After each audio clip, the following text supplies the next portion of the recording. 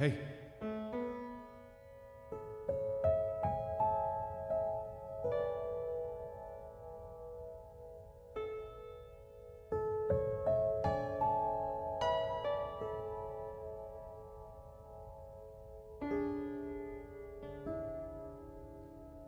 Just playing soothing tones.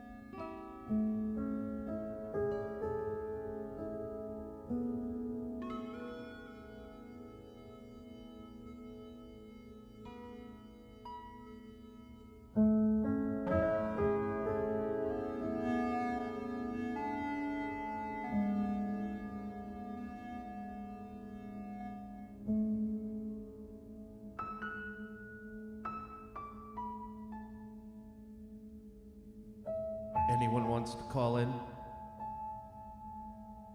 Playing soothing tones and answering phones.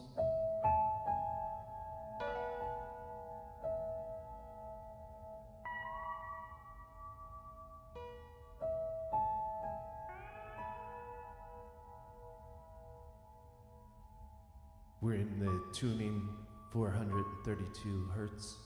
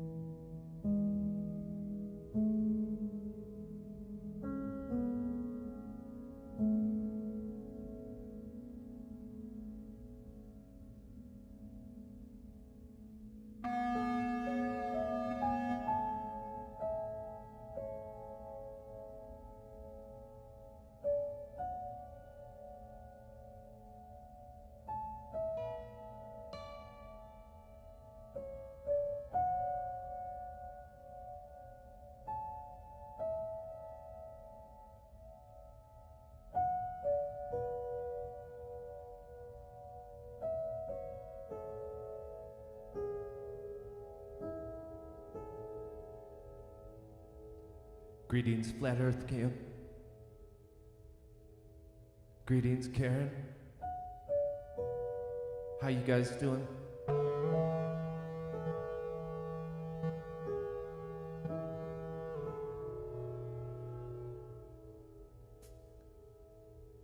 Just wanted to, hey, Sean. Yeah, I've got YouTube, and there's some piano and 432 here, and then I'm playing on top of that.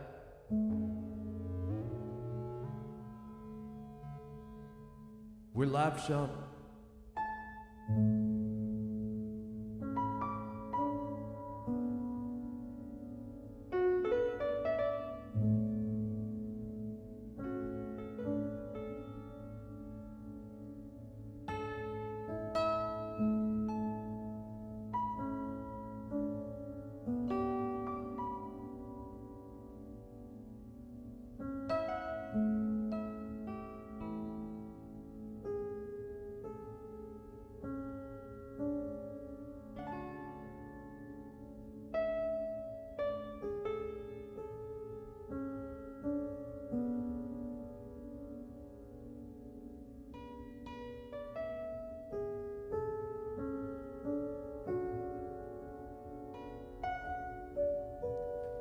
Anyone want to call in?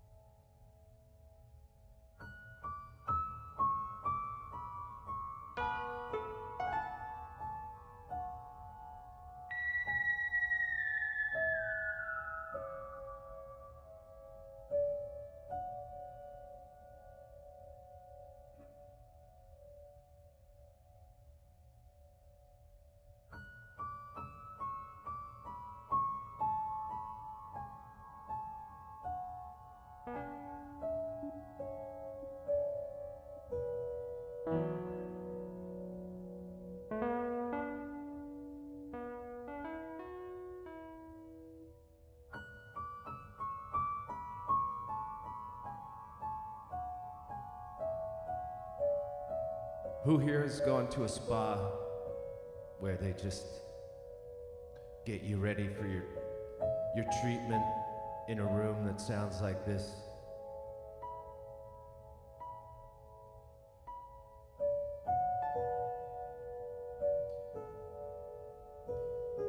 And then someone comes out and goes, "Christian, we're ready for you." You just kind of wake up. Wow. You stretch out on that massage table.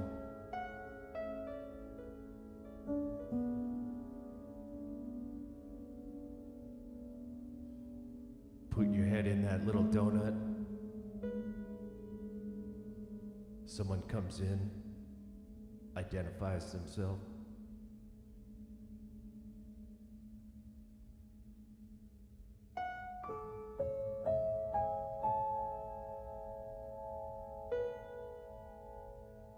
Starts on your shoulders.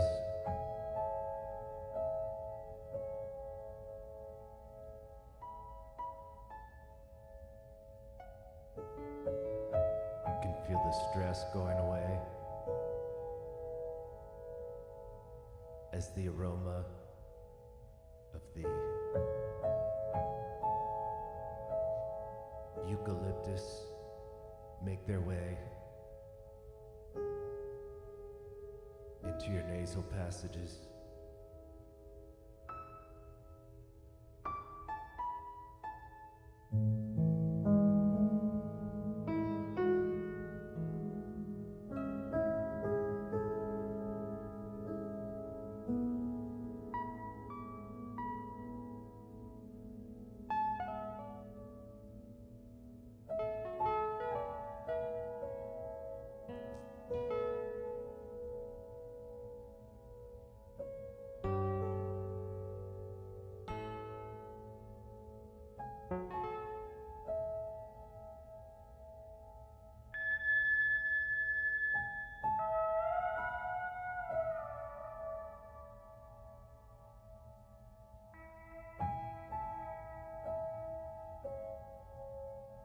That's the purpose of this live stream.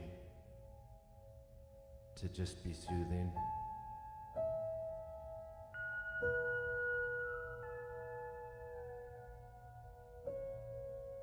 Hey, Valiant One. Welcome to the stream. This is the spa stream today. Soothing tones and answering phones. Anyone want to call in?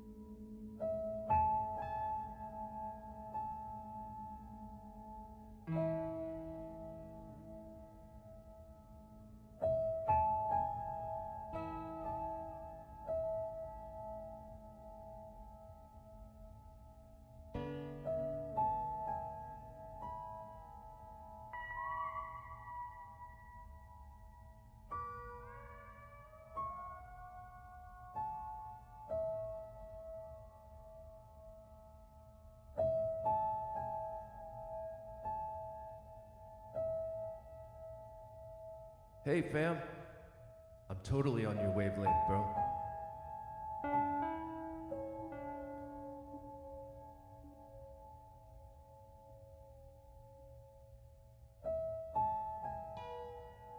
This is the kind of sound that makes you ask questions about the universe. Existential questions like, why am I here?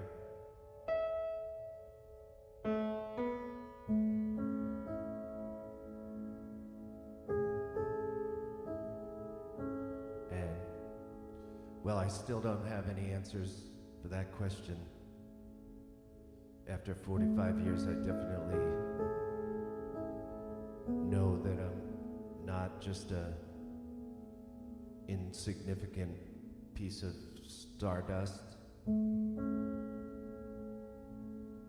floating in a void of nothingness, black, cold, empty space.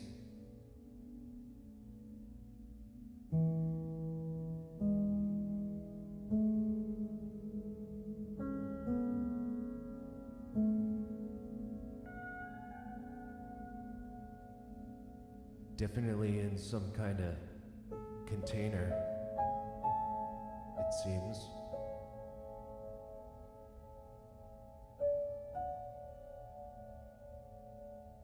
And well, waking up to the fact that space is fake can be a little unsettling.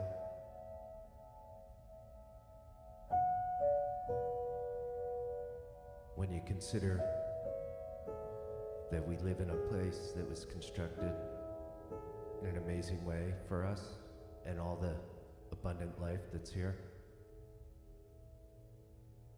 far outweighs the uneasiness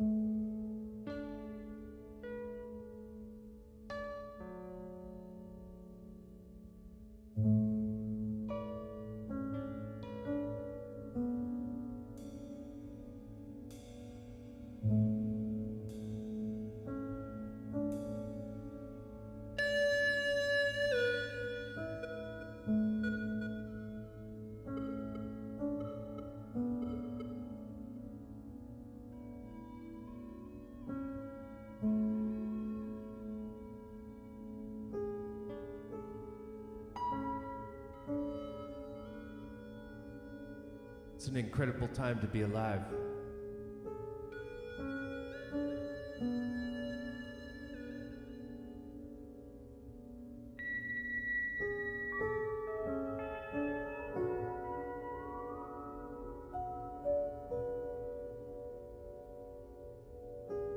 And we're here for something amazing. May not know what it is, but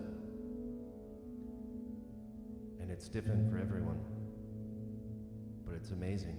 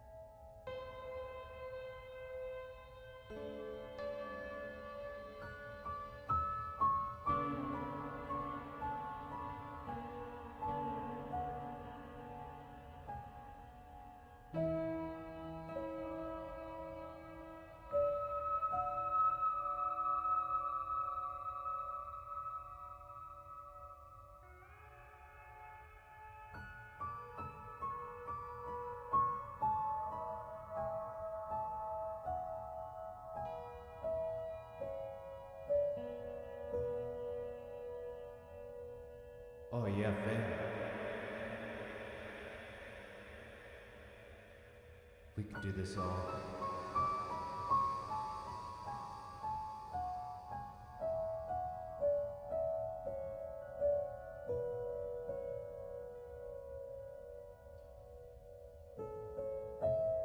I'm in 432 hertz.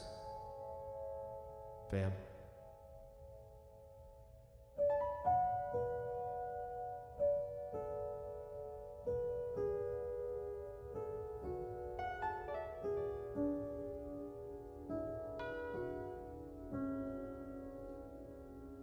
We gotta, at some point, fam, it'd be awesome to dial you in. If you can get your instruments connected to your stream, your computer and everything, and we can do a video conference. Pull up some mood music.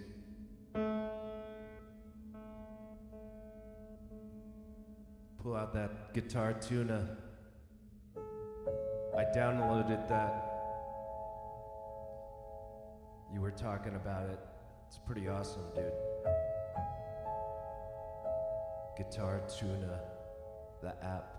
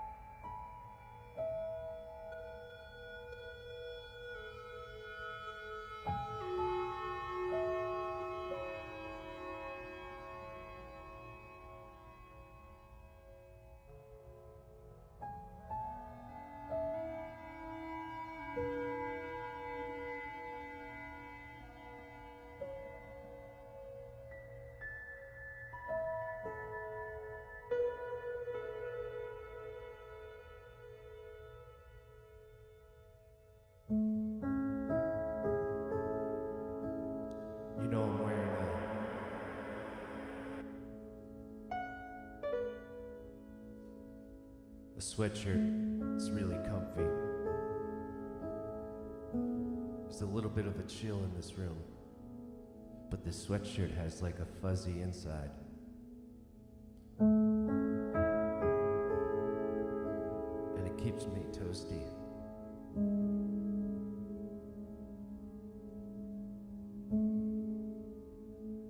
Especially when I'm drinking iced coffee.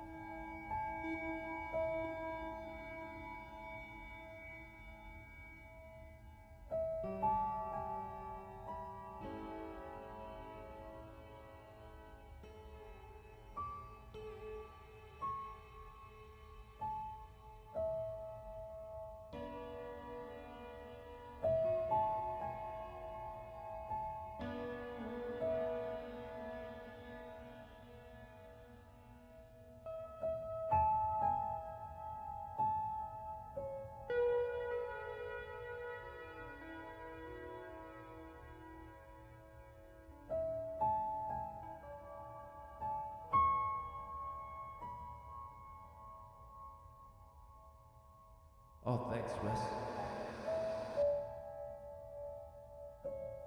Thanks, Wes. That's the nature of this particular stream.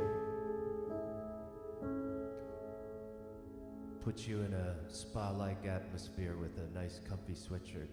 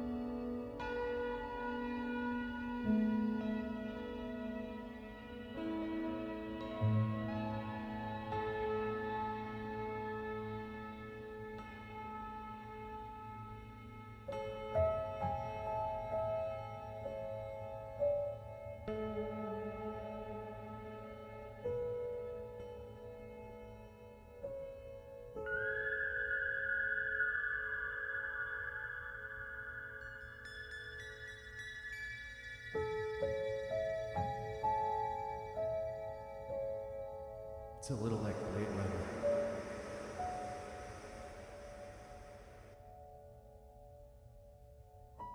Like Blade Runner. Those ethereal scenes of the off-world colonies.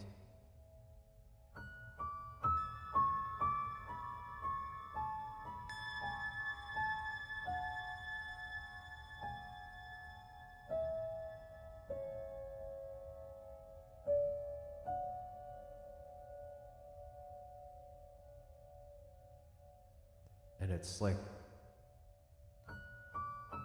the story of Blade Runner, where they're all questioning their reality, the nature of who they are, and whether they have a soul.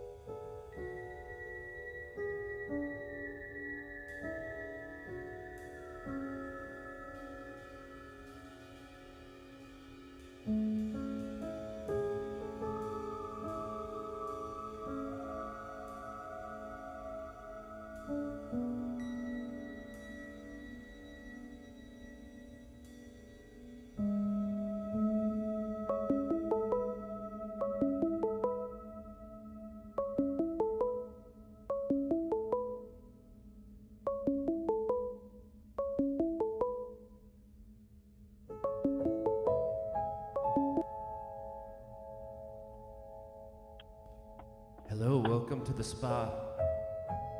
Good morning. Hey, Karen. How are you? Good, how you doing? I'm doing okay. What's Still going down in nanoparticulate city, Phoenix. Oh yeah, what is it, a lot of spraying today? There's a lot of crappy clouds yesterday and today. It's colder today. Oh, that's crazy, you know. No, it's not too bad cold, but there's supposed to snow where I live up north pretty soon. But yeah, the clouds are just gross. I was gonna go outside and look. Actually, they look like halfway decent. They're gonna be a cloud or something. Anyhow. Isn't it wild? Watch out, you guys. They're spreading whatever that they're spreading from here is going to come your guys' way. Oh yeah, it's just amazing how the atmosphere that they're spraying or whatever's coming down is definitely affecting us, and you can time it. You know, you can. There's a lot of people that look up and they know exactly what to expect the next morning and how they're gonna feel and how to be proactive. You know, I take a lot of hot showers. Boy, I tell you, it like from California, like Sam knows. From California, they started all, but you know, you got the ocean, but you got the bunker fuel coming off of it, and then you got all the crap they're dumping out there, and we can see it all because it's so freaking flat. And then it's just coming all binds up and goes your way and slams, you know? Yeah. Well, you know, those the patterns that are naturally caused, you know, the jet stream and stuff like that. It's pretty wild when you lay that out on a map, you know, that's a flat map. It's just like concentric circles, you know. Right. Yeah. Like the sun's creating this stream of air that flows around in a very predictable way, and they know exactly how that works. You know, like if they're targeting a city, like I don't know, wherever they're having a convention or like some political thing, or Washington, or if they want to target the Super Bowl. They know exactly what aerosols to use and you know how to make it land right on the target. I'm sure. Yeah. You know, so it's crazy. There's all this stuff flying overhead, but it's all probably gonna land downwind. You know what you guys see, it all ends at up night. at nighttime when the motion light comes on out front, and I sit out there and I see these little white thingies coming down. Yeah. I wish I could. I'll capture it tonight. Maybe I can capture it. But crazy, Yeah. Christian. I mean, it's getting so crazy to where even the people that love the Lord have this thing, and I'm going, wow, what's next? You know, it's going so Yeah. weirdly fast. It is. Like the New World Order, they're pushing it. They're going to do it. Well, I don't consent. You don't consent. We don't consent. Yeah. I don't see people around me fighting, pulling guns out, killing people. Anywhere I go in Arizona, I don't see mean, rude people. And I go, some bad places sometimes, not too good, Not Well, in a bad way, but I mean, sometimes you got to go to different parts of towns. The police down here beat the hell out of you and let you go and don't press any charges. wow. I mean, That's if what you it's think coming about, down to here in Arizona. It's like a police state almost. we got to feel sorry for everyone, even the cops, because we're all caught in this matrix that's been like Right. put in front of us that's completely you know, I had a whole bunch of family members over last night, and we were all talking about the halftime at Super Bowl, and I, was talking about it being a ceremony for the Illuminati or whatever, basically you Right. can see all kinds of darkness. And I asked the question, like, when was the last time we saw a Super Bowl halftime that was like a nice celebration of life, where it's like happy people running around on a stage that's brilliantly like lit up and cool stuff going on, but Like instead it's all Michael this Jackson's hair catching on fire shit. Sorry. instead it's That's all funny. this dark stuff. It's like bodies heaving on the ground while I sacrificial know. things, Ooh, like it's a snake. yeah. So we're definitely living in a pit of vipers. It's Yeah. we're living in a place where they're totally fine burning villages. Think about that. Think about It the the truly. the town I live in was where they were making Agent Orange, right? And Oh, this stuff was sprayed on villages to just like completely decimate. What kind of mentality does that? That you end up spraying all these bodies and all these houses and stuff like that with this stuff that won't come off, and it just completely levels an area, right? And yeah. now we're paying a price for it because guess what? The fact we have all these forever chemicals now in our water system, and the plant that made this Agent Orange was shut down. But these chemicals that have been leached into the system are all the same things that are showing up around military bases around the country where the water supply is tainted and it's got these forever chemicals in it. It's because they're blowing off these bombs and they're spraying this stuff that they've been trained to use, and it just ends up in our rivers, and in the ground system, and it ends up flowing for generations. What kind of leaders in the world would find that kind of treatment of humanity to be acceptable? Unfortunately, now that I think about it, our government is just as bad as those people that do it. They do it to us now. Well, And that's that's what what I'm we're. saying. All these wars are governments that are fighting each other and stuff like that. And what kind of leaders are running these governments that would think it would be okay to go in with flamethrowers with this horrible chemical coming out of them and just burn down a village where all these people are living? You know? To start the war to begin with, to plan it, to predict it, to plan it, to do it, and then act like they didn't do it. Yeah. I mean, and they start every war. They're already planning on starting whatever they think the World War III would be. They don't have. Ultimately, in my belief, is God is in control. Jesus has this.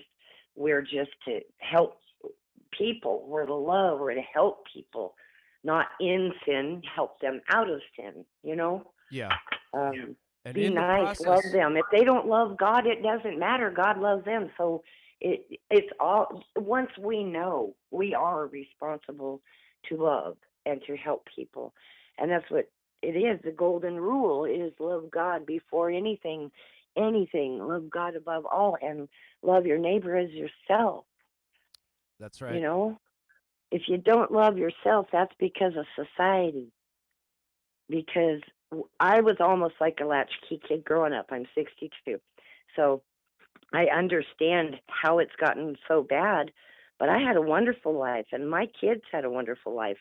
But now my grandkids, my kids had things happen, and like my ex has my other two grandkids of my daughters and blah blah blah, but it's all still family. Um but I don't know, we love. That's what we do. I don't know. That's I taught my kids to love no matter what happens to them in life. Yeah. And they do. And so I feel good about that because my rewards come in not just to me. They come into my friends, my family, people I love. They get blessed just because I'm blessed. Yeah. I That's don't ex- have a whole lot. I don't care to have a whole lot. My son's going to get a good amount of money for this IVC filter that's in him, one of the worst ones you can have. And he's going to get some money, but money is only going to be to make you a little comfortable. But other than that, I'm going to help my friends. yeah. That's what it's about right there. It seems like the more you know, the less you want to own, It Oh, just yeah. I I mean, I would love to have a nice little fishing boat because I love to fish and it's so calming, and I love to eat fish. yeah. You know? Yeah, it is I don't know. It's the expression that I have is that assets are anchors, They're basically an asset that you have is something that requires maintenance, it requires Oh, yeah, attention, for it sure. requires the taxes, it Right. requires Then you have to have money to do anything, yeah, so think about this and we're boat. not going to have money one day. Yeah. Think about this awesome boat that you just bought as this new toy of yours that is now sucking the life out of you, right? As you try to Yeah. like put it in the water and out of the water all the seasons and stuff like that, Oh, and then trying to like yeah. maintain the I'm too thing and old. then try to find someone that's going to like come over to the boat and work on the engine because the engine needs to be, and now you got like a whole shitload of stuff to do. You know Yeah. what I'm saying? Just rent the fucking boat, right? Right. Yeah, you're right. If you wanna do something fun, just rent the fucking boat, right? And go on Yep. out, have a great time, give it to someone else, and be like, take your family and get the fuck out of there. You know? Yeah. Yeah, I Seriously. don't even go fishing right now. I have a friend that wants to go I want to go fishing with him as my friend's ex-husband. And her name was Karen too. And so I would be Karen too if I went fishing with him because he don't just want to fish. So I'm not Yeah. going fishing with him. Yeah. That's another type of fishing.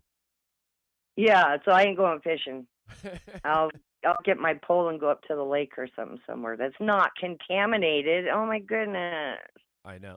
Well, you know what? Honestly, I think it's very easy to really really get overwhelmed by all the things. There's now the coronavirus and there's all this stuff, and I try as hard as possible not to let my kids like really even know about any of these things because it just is, you know, something that is gonna stick in their mind. Uh, Whatever it is that you stick in their mind, they're gonna dwell on that, and in the end, it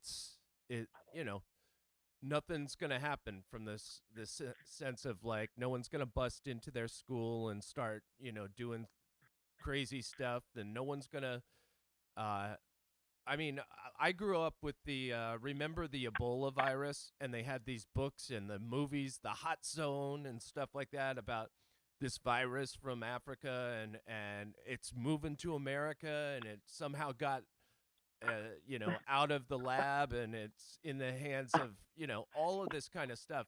At the end of the day, I don't know what damage Ebola actually did.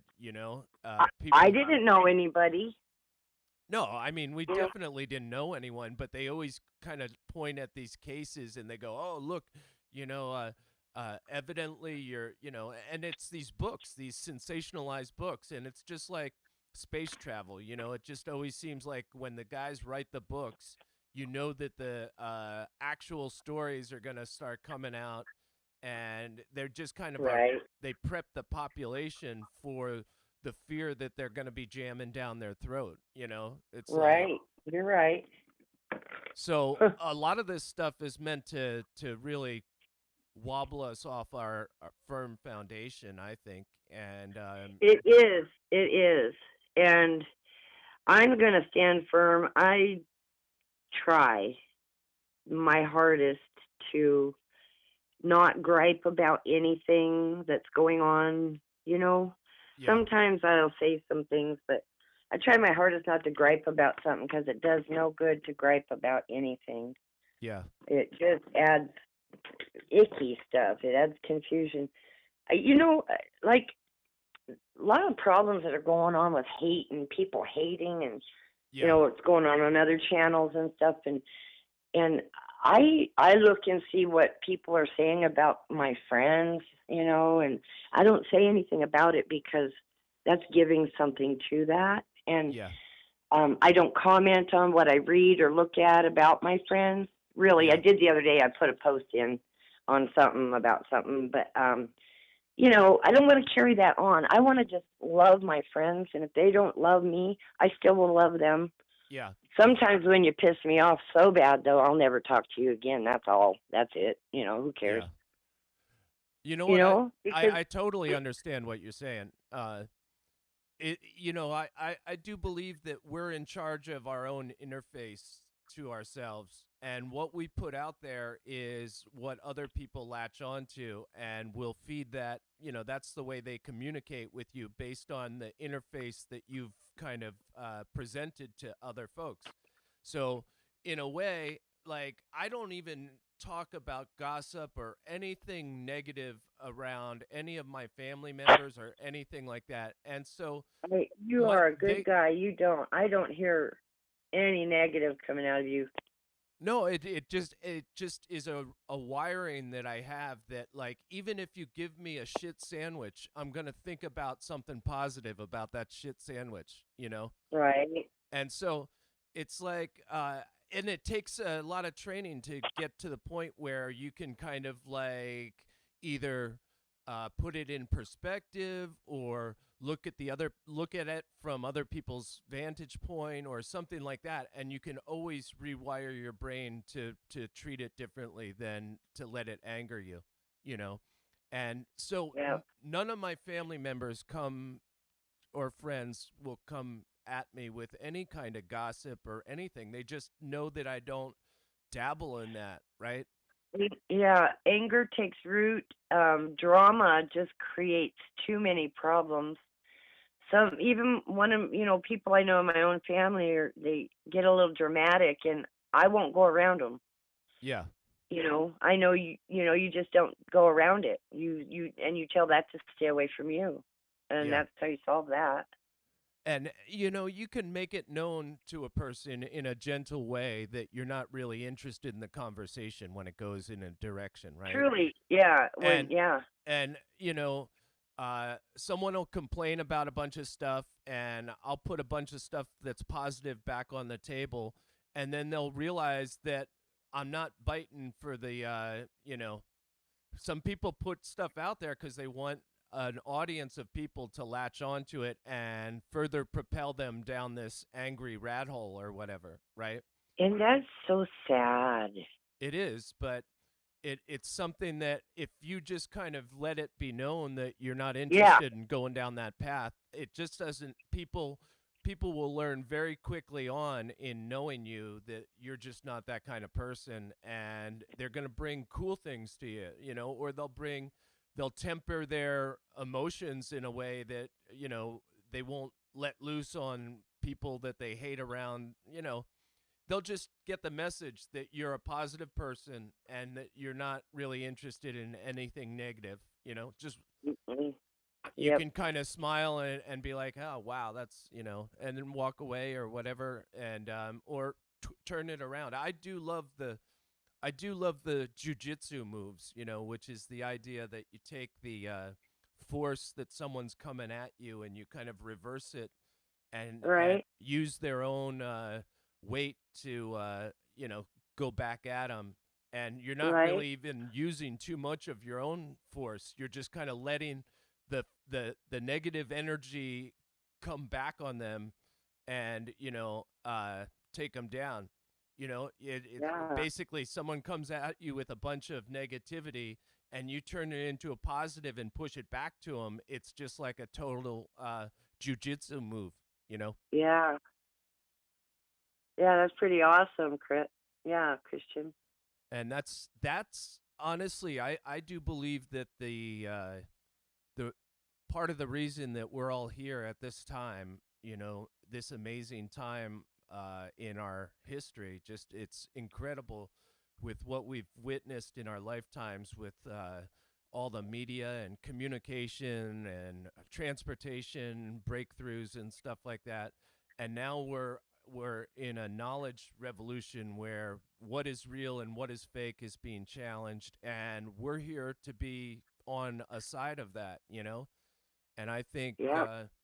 just being able to be loving and truthful about everything that we do is like, and it doesn't matter that we're united in any kind of big way, like through a central body or anything like that, but just like you plant enough of that goodness around the world and you can transform, the whole You- place. And when we have this goodness in us, it speaks to us, and it speaks to us in ways that we all are on the same frequency, whether we know it or not, in the love. And one day we're not all going to be able to talk to each other. We're not going to be having these phones because these phones are leading into what we don't want. And we'll have to just know that we know me and you, Christian, and everybody in chat here, and everybody, all of our friends have to know that we're all still going to be on the same frequency of love. We're all still together. If we know where each other one is physically, we can go see that person. But when everything's down, and if the way it's going to go, even ham radio is ground waves, so there's anything can AI will find whatever. Yeah. I'm just saying that's the ultimate. That's down the road, but still, to prepare for that is to get concrete with your friends, Right. our loving friends, and be there for us, each other, or we'll be on our own. It doesn't matter. Just whatever. Yeah. Like it's going to be really sad because we're not going to be able to talk to everybody all the time. But while we're doing it now is wonderful. Yeah. This is good.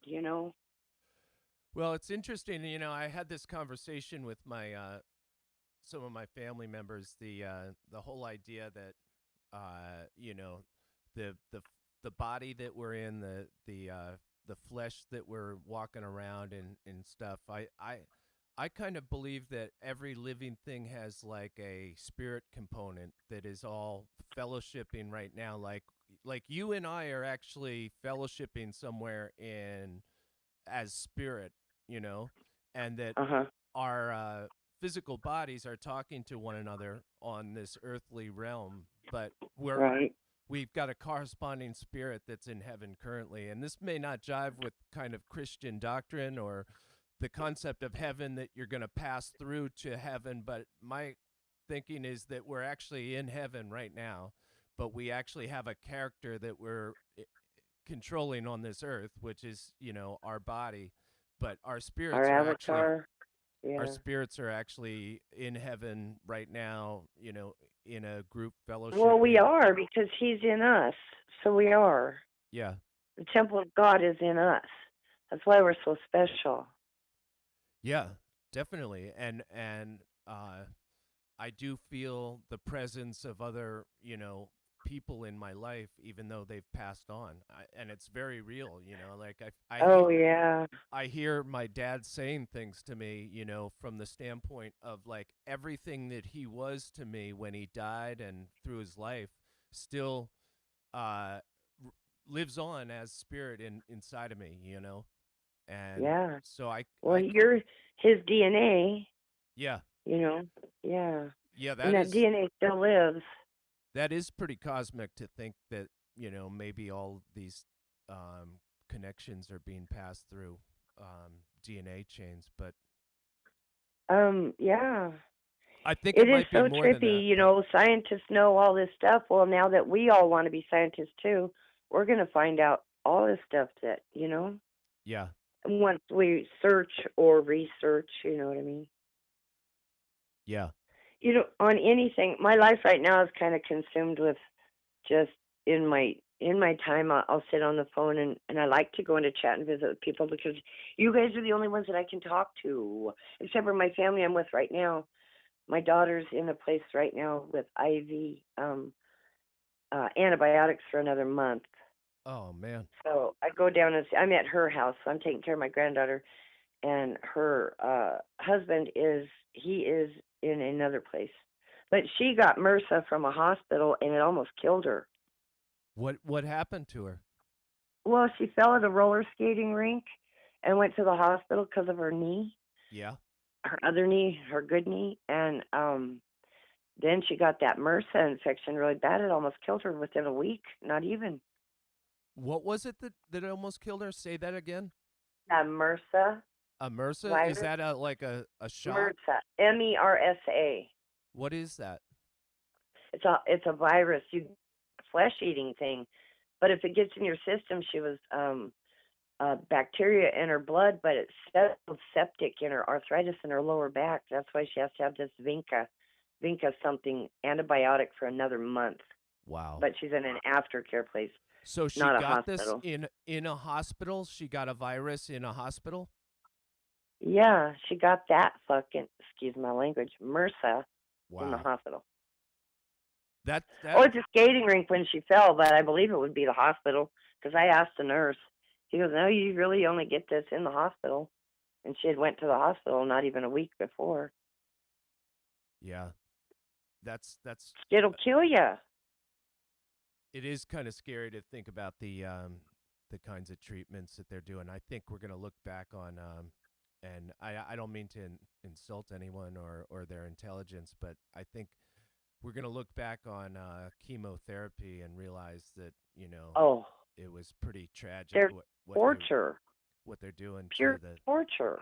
human bodies to Yeah, it's supposed to tell your body to activate more cells to kill the cancer as it's killing you in the process. yeah, that's Yeah, my girlfriend's getting over it. my I am going to go natural on that. I plead the natural card. I'm going to go with hemp and other things all the way. yeah, I actually it's a tough conversation to have with your loved ones to say, It is, and that MRSA thing is nothing to like. You can't do that naturally unless you're set up by, botanist. I would love to hear Rasta, who said he went through years of chemo when he was a kid. I would love to talk to him about that. Yeah. Call in, Rasta. I'll hang up. Rod Kid, what's up, If Rodney? he'll call in, I'll hang up. My good friend Rodney, Karen, he lives in California, and I spent so many years with him. I lived for 15 years in California, and I knew him for, I think, 13 of those. And he's in the chat room right now. Rasta? No, his name's Rodney. Rod Kid. Oh, Rodney, Rod Kid. Hi, Rod. He's an awesome dude. He's got a great voice, too. Cool. Somebody call in. I want to hear people. I don't think I can actually host. No, what? I don't think I can host multiple calls. No, I'll hang up if somebody will call in. Somebody Okay. raise your hand and call in. Yeah, anyone in the chat want to call in? Otherwise, stay on the line, Karen. I like talking to you. Yeah, I'm going to stay on the line. I got 35% on my phone. Awesome. Yeah, so you know, he and I went through all these conspiracies together, all of these waking up kind of moments, and so there's like a special bond that we have, but it's like so hard to find like-minded people in a brand new environment. Like I moved to Boston, and uh there's no one, no one that I connect with like on that kind of level. Right on.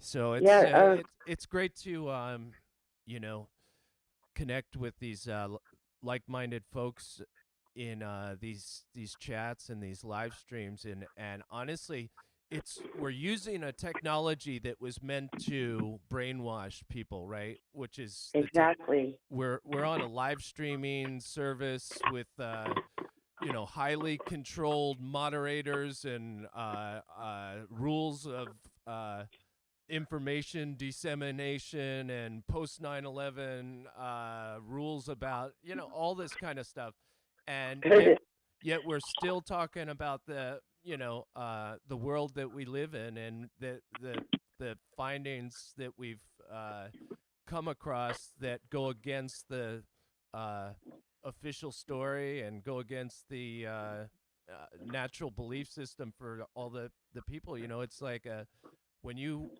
you snap out of the brainwashing that you've gone through, you're just looking around for people that are like-minded, that did the same kind of thing, was able to escape from the matrix that we were born into. It's like right. And the more you really ponder on it, like when you get a chance to really think about everything, every little thing from everything, we have been deceived so much, and we're dealing with that deception, and we don't want people to go on with a stupid lie, and we love them, and that's why we are together here right now. God did this. That's exactly right. Because God rules my life, and I'm here. Sorry, I'm making coffee right now. Yeah, and what's amazing is we have no idea. I have no idea how long this communication mechanism is going to last for, right? Like I'm a computer science guy, and I know full well that if they want to, they can shut this whole thing down really fast. Exactly. Right?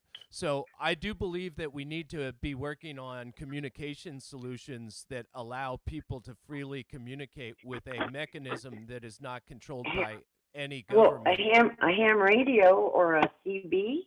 Even those, you need the license. They can shut that down too. Well, they can definitely jam frequencies. Right, for sure. Yeah, they're jamming us already. If they want to, it's interesting. Back in the 60s or 70s, they gave us the citizen band radio. And it was awesome. It was like basically the idea that a bunch of frequencies were set aside for the citizens to be able to freely communicate while they're on the roads and, from place to place and what have you. But if it's nice, but it's still a set of frequencies with rules that you have to abide by.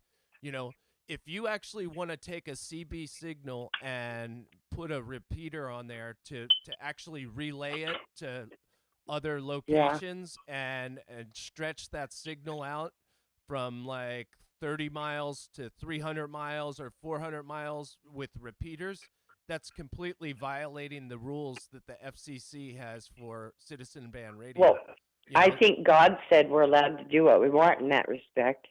Yeah, I know. And then we get our heads chopped off. Get it done early. Yeah. I'm joking. I'm really joking, but I don't want to go off. Go ahead. While we have this system in place, we might as well do whatever we can to just like fill it up with positivity. You know what I'm saying? Yes. That's it right there. And they're going to shut us down. They're going to censor. They're going to not promote. They're going to shadow ban. They're going to ban channels. They're going to, other services are going to open up. There's going to be new new things that come down the pike. I honestly believe that it's going to be a game of ducking and jiving and moving but that's why being decentralized and just having people using the system, it enables us not to be shut down because Yeah. we're we got the mobility in our favor. It's not like a single group that is all centralized. It's totally decentralized, and so there's no way to chop off the head. I just it, I just see a whole bunch of asleep people. I live in a small town on purpose. Yeah.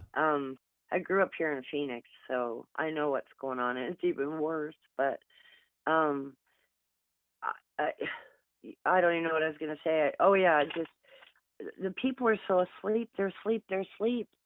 So you Yeah. couldn't even approach you. I smile at everybody.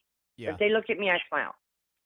I smile no matter what. If I see somebody, look at me, I smile because Yeah. it's like we do. Because you can almost see into their heart. Even little kids, when they look at you, I always look at little kids and smile. I don't make a big deal out of it. And if they talk, their moms talk to me or whatever, Yeah. it's fun. But um, I just know that people are they're they're asleep. It's just heartbreaking. Like the Yeah. people next door here at where my daughter lives, are they awake? The lady that I know next door the other way, she's not awake. The guy across the street, he's awake in his own way. He's like kind of, red and white. Well, But if you think about it though, like the process of uh, snapping out of the brainwashing can happen really fast. So there might it be, happens real quick. yeah, you could look at it that everyone could be just weeks away from like a complete, utter Breakdown. Or, transformation of yeah. of Earth. Where And the more people that we get to means the more people they get to, and those people, and so this next door neighbor might get, you know, something from somebody that we know. yeah, I'm just and saying, plant seeds, but they're growing more. I had somebody come over to my house the other day that I raised on the playground at school. I worked at a school for 13 years, and the kid came over and they're looking at my map on the wall. I was talking about my map I got. It's a flat map, but it's not a flat Earth map. It's just 1981 National Geographic map. But it's right, a world floor ocean. I love the ocean side, so you don't see the cities and stuff. You just see land and stuff. And I said something, and I said, yeah, they all think I'm crazy. I love my map. And I said, oh, you want to see Mars? It's right there, Devon Island, right up there by Greenland. yeah, My kid Travis, he's flipping out because he won't. He will one day. He's there, but he won't admit it. Uh, so anyhow, the kid I raised on the playground and his girlfriend, and I go, yeah. Plus, I believe in flat Earth. Everybody thinks I'm crazy. And she said, the girl goes, about 40% of people, or a lot of people, are thinking more flat Earth now. So I thought that was pretty cool. To yeah, somebody come over to my house that I knew was young, but I yeah. mentioned flat Earth, and the girl said, "Well, I heard, so that's good." Yeah, I have a lot of hope for the young people. I do. I see Yeah, I them. work with a lot. I not work with them, but I see a lot of them too. It's as things get more and more crazy and they see how twisted the matrix is, they're just not buying it. It's like the American dream that our parents bought into, that they pushed on their kids, is what we're living in right now. But that's That's not it. that's not the American dream that they have, and they're not buying that. Like Yeah, the whole system. They're seeing through that. I believe there are a lot of people that might be from families that are completely oblivious to the real world, or they're connected to the system. I mean, a lot of people that go to these great colleges, they're somehow connected to these to the power brokers, yeah. the controllers that are pulling the You levers on this you matrix that can't. we're in. Here's what it is. You can't work hard enough. I know. I You know. can work as hard as you work, and then you think, God, everybody else, and I got to work harder. And it's not I need more. I want my house, I need my roof done or something, blah, blah, blah. Yeah. It's like, dang, you can't work hard enough. I I don't know. matter. It doesn't matter if you're not an elite or somebody with money, you can't work hard enough. Yeah. And yeah, it's a gerbil wheel, right? It's the Yeah, whole thing. And I see you know, my kids know where I stand on these things, and it's up to them, like I basically want them to think for themselves. But I know from the way they talk that they're they've got they've got some skepticism about the stuff that they're being presented with, and good. I'm trying to keep all the fear, as much of the fear as I can, away from them. And Yeah, I gotta work on that with my little granddaughter because I'm really open about how I am. Not really so much. I'm not rude about anything, but they know how I feel here, and they feel the same way. Except for Sarah, she's still in school. She's 11, and to her, I showed her on somebody's video I saw today about. I think it was Pedro V. He's got really good. I hope everybody watches him. About having your own Android. The oh yeah, Japanese guy has his own Android. It's about 7 years old, but it's bigger than him. right. Yeah, Yeah, I that's. should find that link. Hey, let me ask you this, Rasta Bear. Is Rasta Bear still there? Because he chimed in that he'll call in if you're there, Rasta. Um, Oh, you he want to can call in? call. Yeah, Let I should hang up. No, let me just see if he's still Okay, in the chat and is available to call there he in. is. Hi. You see? Okay. Oh, he's there. I don't see Yeah. the message. Oh, there you go. Hey, so let me You want to call in, Rasta? yeah, Okay, cool. All right. I love you. Karen, I'll thanks for talk to you calling. later, Have an awesome day. and I'll talk again soon. Okay. Yeah, totally. Okay. See ya. Bye.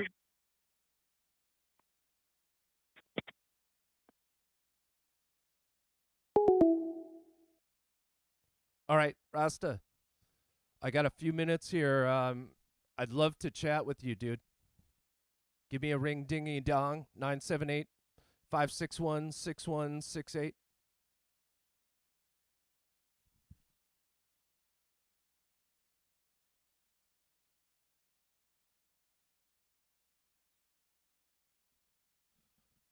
It was so amazing to hear his story about.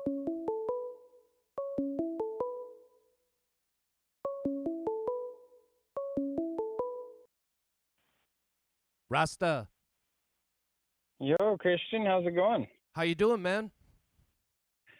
Oh, great. Yeah, just enjoying this beautiful morning here in Portland. Yeah. It Yeah. is it rainy there? I know actually right now it's a beautiful blue sky and yeah, it's turning out to be a nice day. Very So, yeah, cool. we don't get too many of those this time of year here. It rains pretty much every day. Yeah. Dude, I'll But tell you that yeah. story you told about almost getting killed in that car accident. That was crazy. Yeah, man. Yeah, I'm still, partially in shock about that. That was definitely the most I was looking out for me on that one because Yeah. yeah, it was like split second reflex that put me into the ditch instead of getting hit head on. It's amazing, But dude. I honestly think when all that stuff happens in a split second, there's something that our brains can do, which is like process the data so fast, and make the reactions necessary to avoid the accident. And it's just amazing how our body can like keep control in that kind of situation. But I think it slows it all down, so that you can look at it as almost at a different time speed. Yeah, I agree. It was kind of like in like the Matrix when Neo's getting shot at and he's able to avoid the bullets that are flying at him because he's able That's to slow it all down. that's totally what And it's like. You know, the I was on a highway one time in the fast lane, and there's like the concrete barrier in the center, and a truck came barreling down the other side of the highway, but the truck was on its side, and it was like oh, scraping the concrete median as it was like on its side and about to flip over into my lane and just completely wipe out everyone coming the other way. And my everything slowed down, and it was like, oh my gosh, a truck's coming at me. And it's amazing how I was able to kind of like just navigate the exact space that I needed to get out of there. yeah, that's really amazing. It definitely is proof that we are more than what this world is, and we're very sensitive to our surroundings if we allow ourselves to be, and can see other energies and forces and threats and benefits around us.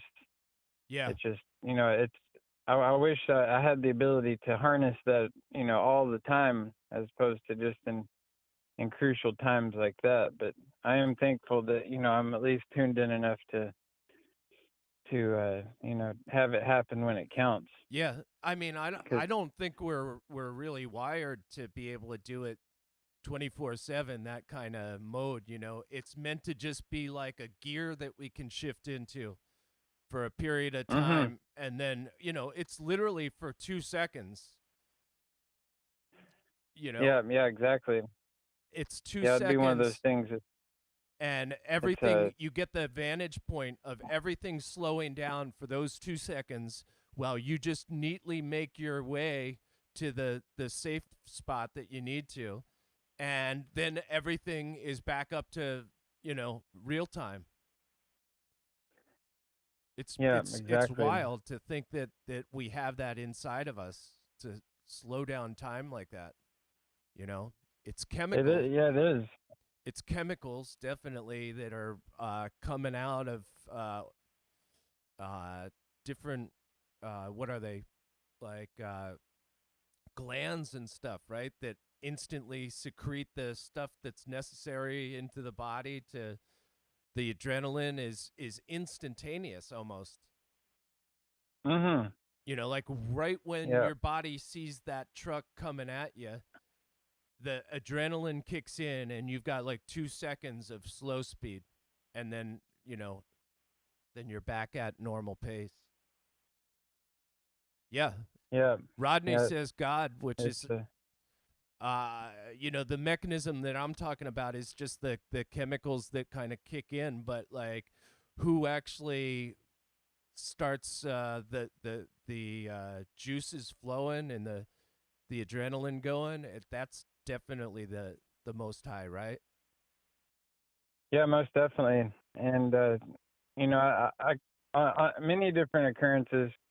Um, I'm getting some echo here. Are you still getting Are you the there? echo? Yeah. I am a little bit. Let's see.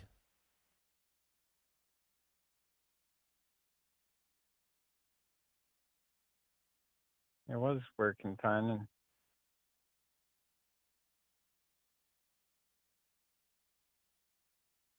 When you talk by yourself, it's coming back to you, or is it yes. my voice is No, echoing? no, my voice is echoing back to me. Yeah, it sounds good out here. You want to just hang up and call me right back? Okay, I'll do that real quick. All right.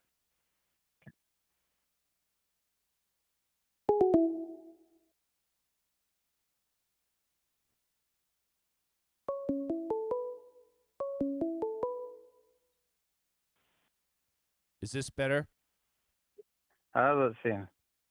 Yeah, I don't hear myself now, so that's good. All right. Maybe they were jamming the signals for us. Yeah. Well, Yeah. listen, I had some. You had mentioned chemotherapy as you went through a lot of it as a kid, Yes. and Yeah, when I was a kid, on my 7th birthday actually, um, I I woke up and was really weak, and I couldn't get out of bed, and like I could barely walk, and then I got this nosebleed. It lasted for several hours. They had to take me to the hospital, and they took me to the hospital to run some tests on me. And this was back in, I guess, shoot, 1989, right, I guess. And so they didn't really know what was wrong with me. It was a small town in Virginia where I grew up. And so they sent me back home. And for that whole week, I got more sick, and I had a couple more nosebleeds. And then eventually, my grandma, who I was living with at the time, my grandmother and granddaddy, they took me back to the hospital and demanded that they run more tests, and they ran more tests and finally found out that I was diagnosed with leukemia, which is a form of cancer. And wow, so they rushed me to this children's hospital in Knoxville, Tennessee, and I proceeded to have to go there, and I had to be admitted to the hospital for at least the first month, if not closer to 2 months. right. Um, and then from that point on, I had to go back almost weekly for chemotherapy, and continual like monthly spinal taps where they would take a Oh my huge gosh. needle and Oh my stick gosh, it, dude. right in my back to continuously test my bone marrow in my back, Oh, because if it had proceeded to go into my bone marrow, then they would have had to do a bone marrow transplant, oh, and that has its whole another list of problems to go along with it. But yeah, I had to do that all the way from 7 years old till I was 14. I'm oh almost, my gosh. it went from weekly to monthly. To Right. have to go from our town in Virginia, we'd have to drive almost 4 hours to Knoxville, Tennessee, and yeah, go through pretty intense treatment there. And That that yeah. is amazing. So, like, it was a series of blood tests that came up with the conclusion that you had the leukemia. Yes. And Yeah. Yeah. how does that look in the blood? Like, do the doctors come out and show you your numbers or your readings, or do they show you pictures, or what does it look like? They they show you numbers, and then I guess it attacks your white blood cells, Right. and so they can tell by that somehow that that's the cancer is present. And And yeah, so they would have to do the tests on the blood cells. and has that testing changed, or is it pretty much the same as the current method of detecting leukemia? I'm not real sure what the advancements are. I know that was like back then it was still fairly new form of cancer for them to be treating, and so the recovery rate was a lot lower than it is now. I know that people who are diagnosed with it now have a much higher chance of survival. Um, and I was very thankful that I survived, because other kids that I went to the hospital with there, you know, I saw them not make it. Yeah. And That yes, that so that I'm very.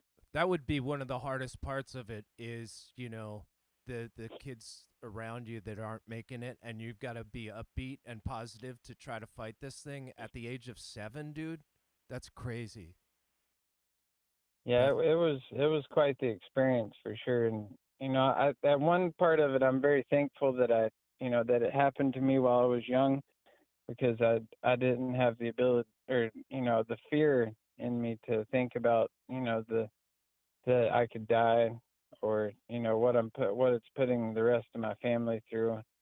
And I feel like that, and with any type of sickness or disease, that's what's going to kill you more than anything, is the despair and the negative energies that is attached to it. Yeah, And definitely. so that's why, yeah, if you're ever sick, or around sickness, it's important to stay positive and to be positive. Well, that's what Um, Karen and I were talking about. Is just like we're both people that would not go down the path of the Western medicine path, and instead, try to be positive about it, and seek a healthy lifestyle that supports whatever you can that might bring up the levels of white blood cells, or whatever uh, whatever natural process we could go through. It just, for me, making the decision to like put the toxin into my body to fight what the doctors have told me is a dying condition. It's just, I at my age I would decide not to do that, but I can yeah, totally see a family going and through a situation of the doctors all urging this 7-year-old to undergo the treatment. There's not much. I there's Did your family consider yeah. anything other than the route that they went, or in hindsight, do you question any of the diagnostic stuff or any of the treatment that you went through? Oh yeah, I mean, I question all of it now, and like I'm right there on the same page with you now. Like I'd have to be practically, almost dead to even want to go to a doctor or a hospital at this point. Just knowing what I know about the corruption in the medical field, and Yeah. all the treatments that they use are, there are a lot of times just to keep you coming back and to keep you in the loop of being sick. Have And Have you it's seen just these chemo it's centers that they have built that are just like 150 or 100 people sitting around, all getting their chemo, and they try to make it kind of like a relaxing environment and stuff like that. And when you finish your chemo, you get a certificate, and it's like uh, mm, there's a guy, they're throwing people in prison for just basically giving wrong diagnostics to people and getting oh them on a yeah. chemo regimen that they will, be able to extract, $150,000 from the medical system for doing the chemo, or 500,000 or whatever. Some of these medicines that people are taking are like $80,000 per dosage. You Yeah, know? that's what I was gonna say. Somebody gets diagnosed with something where they need a treatment like that. They're looking at a minimum of $100,000, if not like $500,000 per patient, Per that they're just patient. raking in. When not only are they putting the carcinogens and the things out in society in our foods and our air and everything else that's causing these diseases in the first place, Yeah. but then they're providing these treatments that don't work a lot of the time. Real human casualties are happening every day, in huge, massive droves, and they're reaping the profits of it. And while the real cures are out there, and they've Yeah. suppressed the real cures for years, and the preventions and things that will stop these things from occurring in our system in the first place. Yeah. And they won't allow those out to society because it's there's so much corruption there, and it's pure evil that is driving this. They don't care about money. Yeah. They don't care. I mean, they like the money because it brings more power and control. Right. But it's not like they don't care how much money they make as long as they make a lot of it. Yeah, it seems like just the affliction of wanting to constantly uh, acquire more of this money, that is the evil in the whole thing. It's just like it's really Mhm. not the money itself; it's the actual love of the money that is uh, the real craziness. That's the the evil resides in the worship of the money, and it's it's Like, it's sad, but um, my dad actually was diagnosed with prostate cancer, and they started him tracking this PSA number in his prostate, which is like somehow it's a measure of the number of cancerous cells or something versus, and so they get a reading. I don't know what the scale was, but they come back with like, oh, he's at a 14.7, and then they try some things on him and they go, oh, look, it went down to a 10.2. This looks promising. And then he comes back in and they go, oh man, you're spiking at 33. And uh-huh.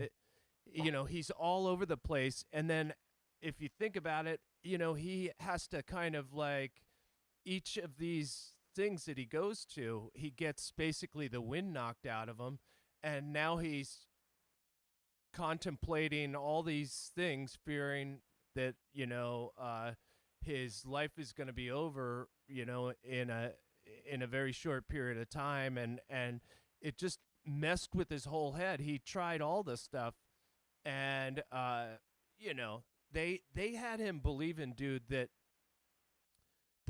his testosterone was fueling the cancer.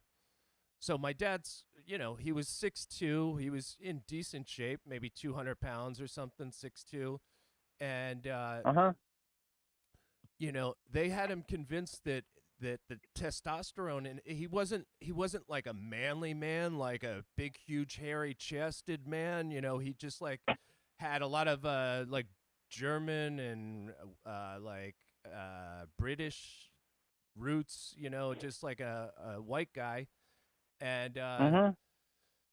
they convinced him to chop his nuts off, because the Oh testosterone man. was coming from the testicles and everything. So he went through that, and think about what happens when you're prepping for that surgery, and then you come home and you're healing from it, and then you're trying to think positive. It just took the life out of him, and I saw him die. In a he basically took all the advice and went down this path that had him dead at 67. You know, And and I'm sorry to hear so that.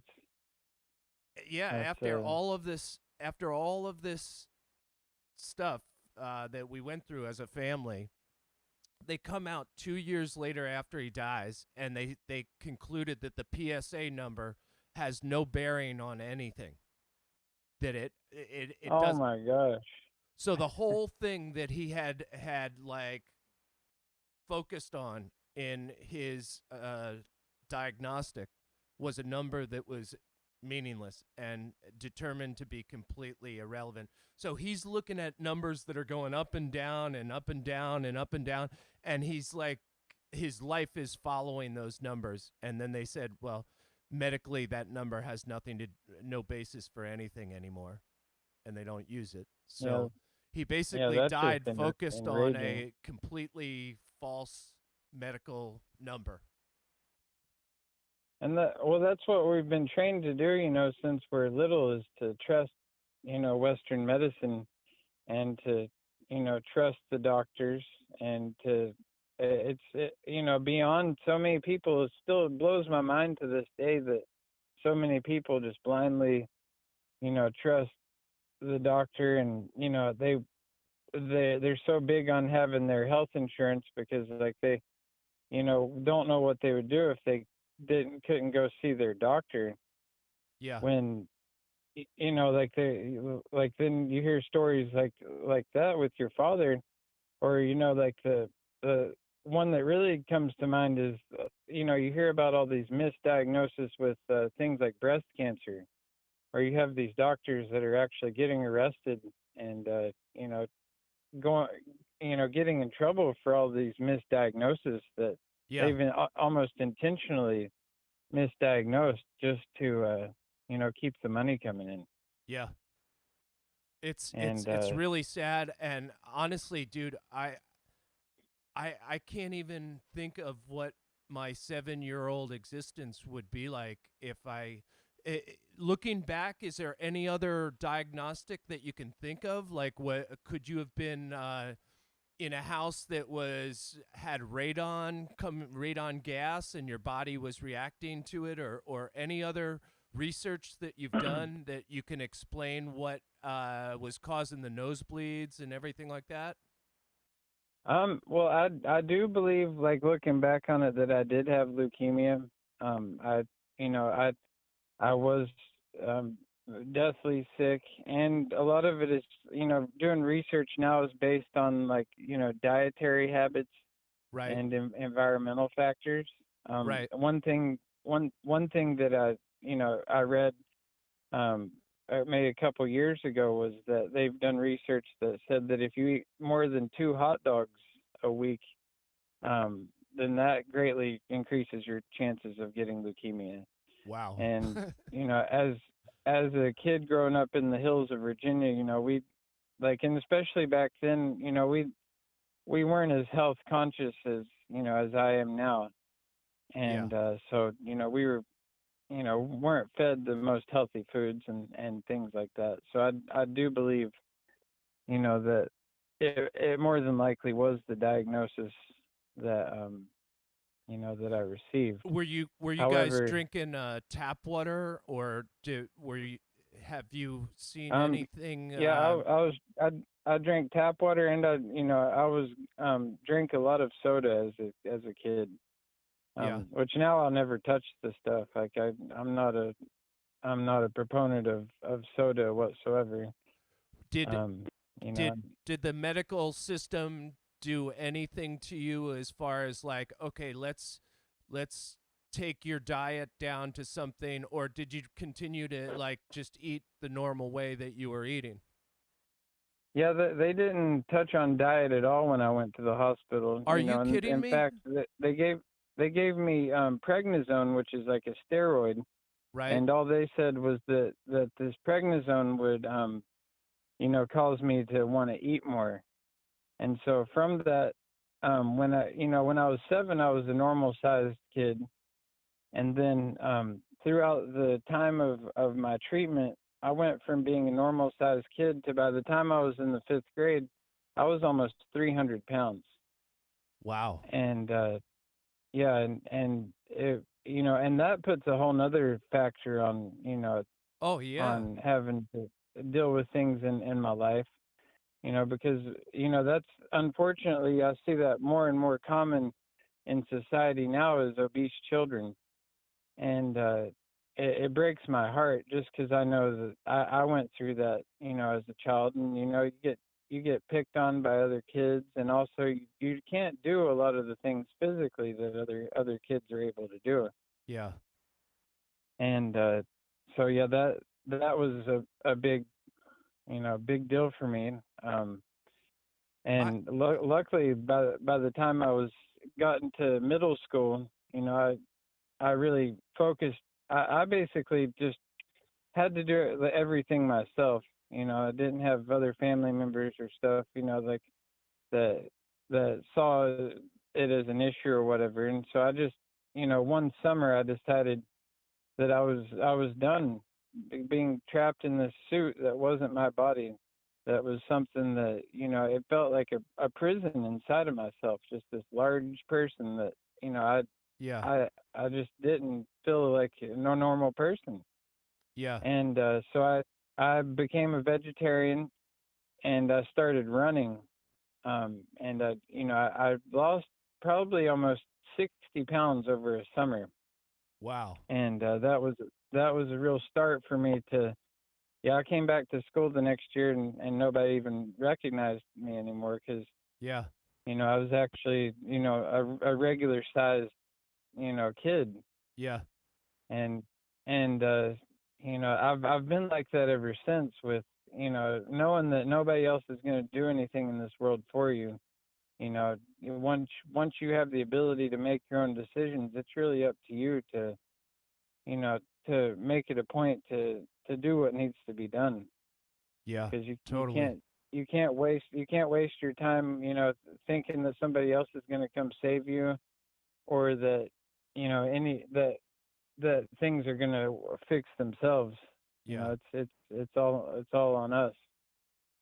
That's so true. And honestly, it's a little overwhelming at times to think that that's the case, but if you know that the Most High is looking out for you, right?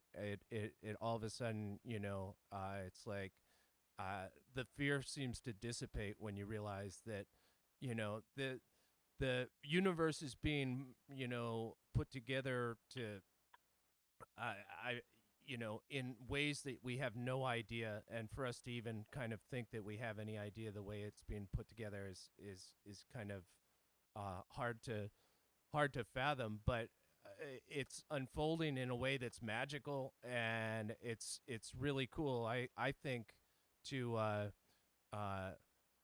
basically be able to connect with people that share similar types of stories, that awakenings that you can connect with, and that's why I really love talking with you, man. I really love when you're in the chats, and I love just like your unbreakable spirit, and your willingness to share the stories that are happening to you and your life in Portland there and stuff like that. So I'm gonna have to bolt here. I've got to pick up my car, which is in the shop. But I'd love to continue this discussion at another point if you'd be willing to talk more about it. It's just kind of Yeah, fascinating to yeah, I'd think love to about. call and chat anytime. Yeah, really, I appreciate what you do too, Christian. Like in the in the community, and just this whole community is such a blessing to have.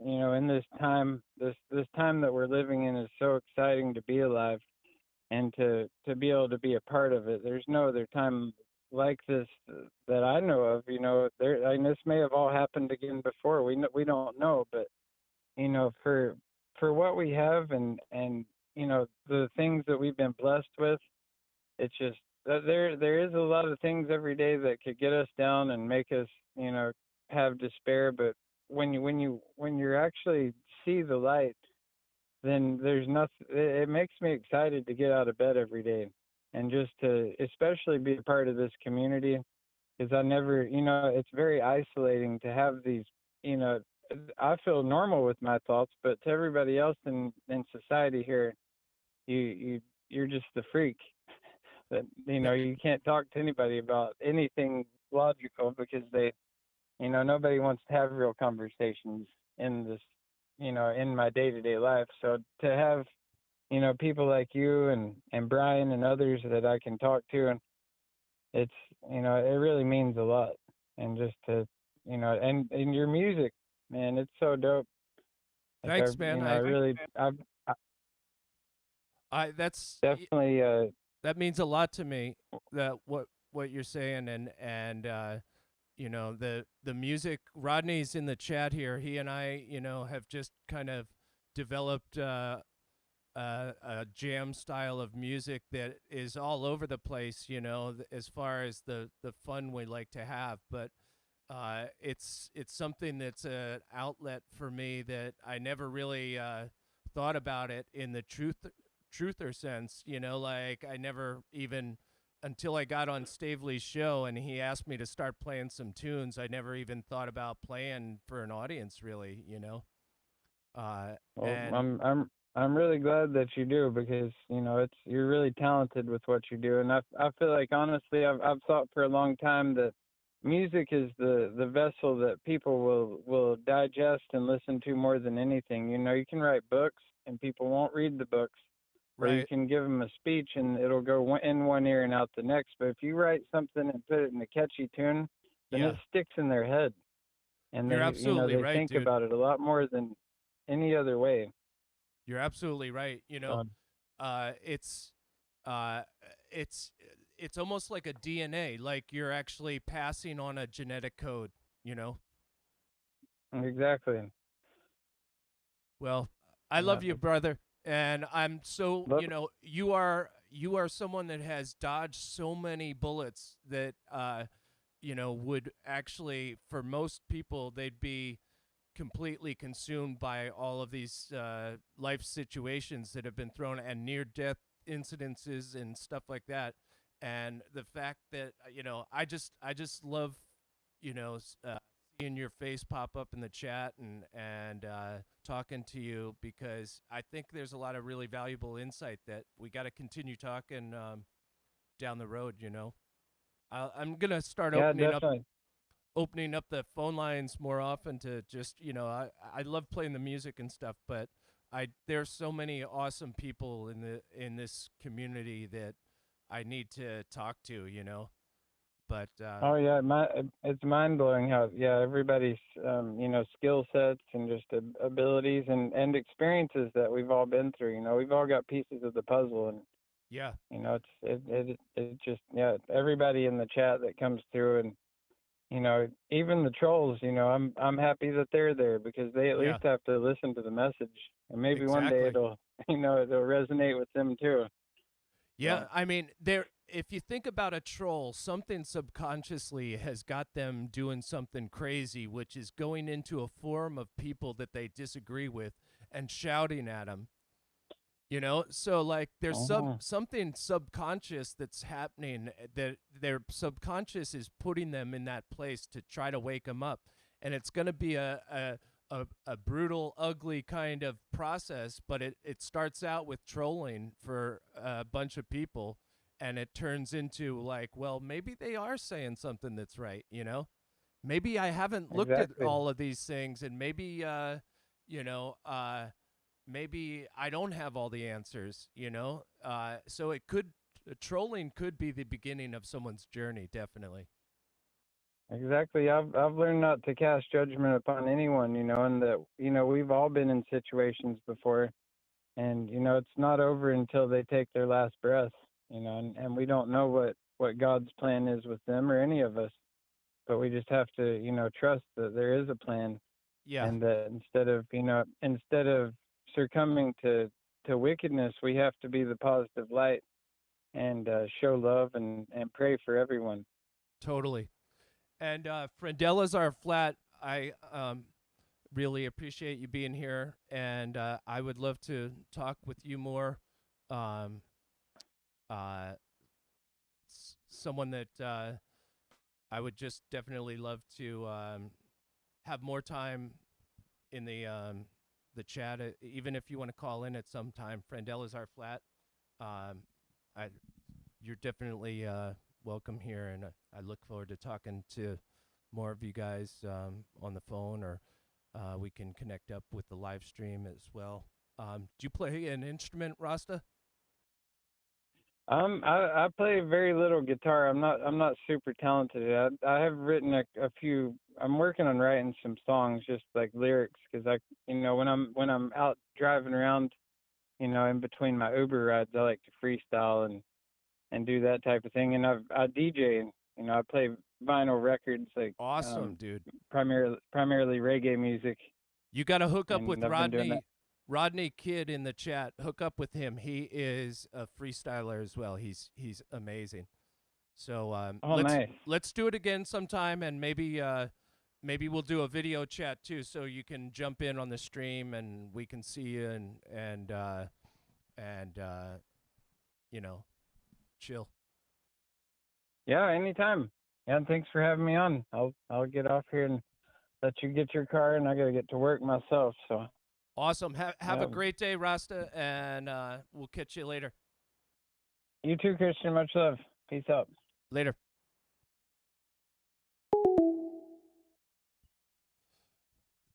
He is so awesome, Rasta. I love that guy. Anyway, I've got to really hustle to pick up this car and get my kids at school. So I am going to check out now, but I really appreciate everyone coming to the chat. And, you know, next chat, I'd love to get some more people from the chat to call in. And I just love being interactive with people on the phone and whatnot. So much love to everyone. Rodney, thanks so much for jumping in, and love you, brother. And Karen, Derek.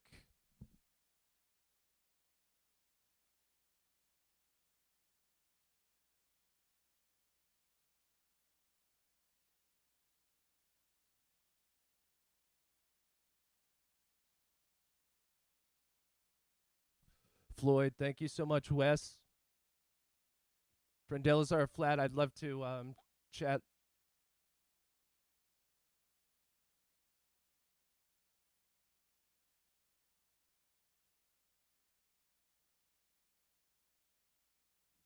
Hope I didn't miss anyone in the chat.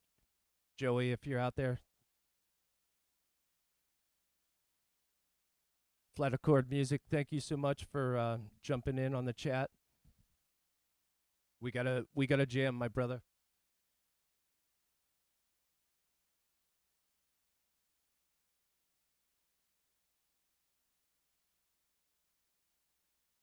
Much love. Peace out.